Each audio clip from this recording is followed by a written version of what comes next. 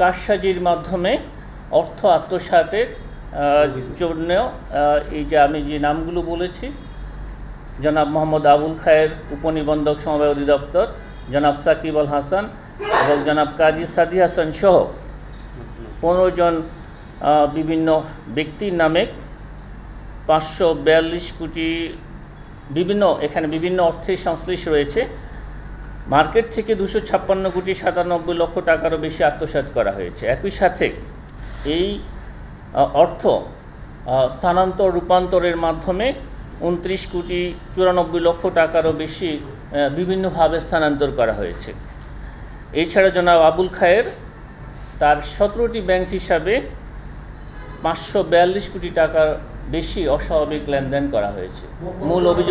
মূল অভিযোগ হয়েছে মূলত শেয়ার মার্কেটে কারসাজির মাধ্যমে সাধারণ বিনিয়োগকারীদেরকে প্রলুব্ধ করে ক্যাপিটাল গেইনের মাধ্যমে অর্থ আত্মসাৎপূর্বক এখানে অর্থের উৎস গোপন করা হয়েছে এবং এটা মানি লন্ডারিং সংক্রান্ত অপরাধ।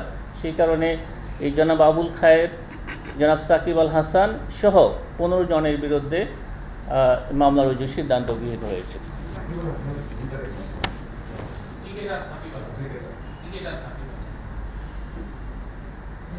আসামি মোহাম্মদ আবুল খায়ের হিরু কর্তৃক শেয়ার বাজারে যে কারসাজিকৃত Paramount Insurance Limited, Crystal Insurance Limited এবং সোনালী পেপারস লিমিটেডে শেয়ারে জনাব সাকিব আল হাসান বিনিয়োগ করে মার্কেট ম্যানিপুলেশনে যোগসাজশ করত সরাসরি সহায়তাপূর্বক সাধারণ বিনিয়োগকারীদেরকে শেয়ারে বিনিয়োগে প্রলুব্ধ করার অপরাধ অনুসন্ধানকালে প্রমাণিত হয়েছে। এই যে তিনটি কোম্পানির কথা আমরা বলেছি, Paramount Insurance Limited, Crystal Insurance Limited এবং সোনালী পেপারস লিমিটেড, এই তিনটি কোম্পানির শেয়ারে তিনি বিনিয়োগ করেছিলেন এবং এই বিনিয়োগ কার্যক্রম যেটা ছিল সেটা ম্যানিপুলেট করা হয়েছে, মার্কেট ম্যানিপুলেশনের সাথে তিনিও সম্পৃক্ত ছিলেন। একটা উদাহরণস্বরূপ আমি বলি যে একটা 10 টাকার শেয়ার, সেটা প্রথমে যিনি এখানে প্রথমে অভিযোগ সংশ্লিষ্ট ব্যক্তি যিনি ছিলেন, তিনি তার স্ত্রীর কাছে বিক্রি করলেন মনে করেন 15 টাকা।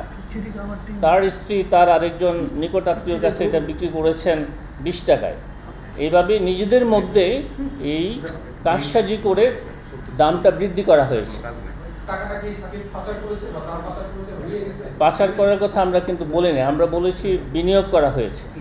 তিনি এই 3টি কোম্পানিতে বিভিন্ন অর্থ এখানে বিনিয়োগ করেছেন এবং সেই বিনিয়োগের কৃত অর্থের সাথে এই যে সংঘবদ্ধ চক্র যারা এই মার্কেট ম্যানিপুলেশনের সাথে জড়িত ছিলেন তাদের সকলেরই এখানে সম্পৃক্ততা রয়েছে এবং এই অতিরিক্ত যে অর্থ বাজার থেকে নিয়ে যাওয়া হয়েছে সেই কার্যক্রমের সাথে তিনিও একজন এখানে সরাসরি এই কার্যক্রমের সাথে সম্পৃক্ত ছিলেন। আপনাদেরকে অনেক ধন্যবাদ।